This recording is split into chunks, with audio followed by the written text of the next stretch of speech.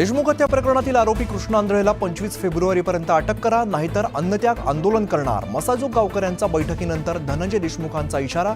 कृष्ण आंधळेला 25 तारखेपर्यंत अटक करा अशी मागणी. भाजप, शिवसेना आणि राष्ट्रवादीच्या नेत्यांच्या सुरक्षेत कपात. ज्यांच्या जीवाला धोका नाही अशा नेत्यांच्या सुरक्षेत कपात करण्याचा गृह विभागाचा मोठा निर्णय.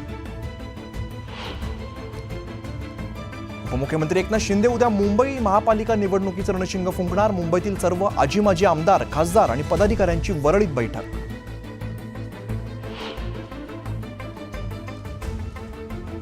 संतोष देशमुखांच्या हत्येमागे भाजपाचा हात आहे का? संजय राऊतांचा सवाल. देशमुख परिवाराला पुढे करत धसांनी अश्रूंचा बाजार मांडल्याचा आरोप. तर असले आरोप शुद्ध वेडेपणा असल्याचं बावनकुळेंचं प्रत्युत्तर.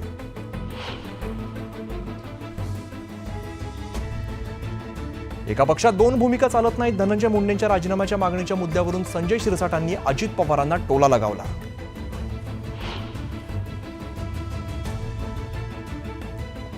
ई-कॉमर्स प्लॅटफॉर्मला इफ्कोची उत्पादनं विकण्याचा अधिकार नाही. अंजली दमानी यांच्या आरोपांवरती धनंजय मुंडेंचं स्पष्टीकरण. तर पोरखेळ सुरू असल्याचा दमानी यांचा पलटवार.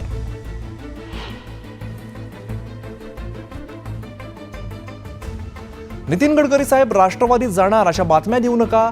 जयंत पाटलांचा मिश्किल टोला. तर राजकारणाचा फार विचार करू नका, गडकरींचा पाटलांना सल्ला.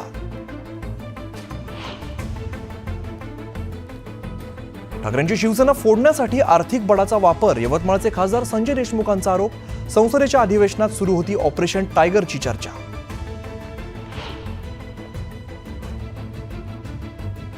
वाघांच्या कळपात या. भास्कर जाधवांना शिंदेच्या शिवसेनेची खुली ऑफर. जाधवांच्या 2 दिवसांपूर्वीच्या व्हॉट्सअप स्टेटस नंतर चर्चांना उधाण.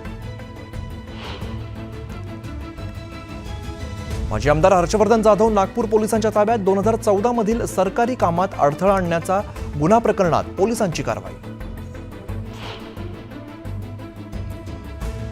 रोहित पवार आणि महाराष्ट्र कुस्तीगीर परिषदेच्या वतीने महाराष्ट्र केसरी स्पर्धा घेतली जाणार. तर बंदी घातलेल्या पैलवानांना खेळण्याची संधी देणार. रोहित पवारांची माहिती.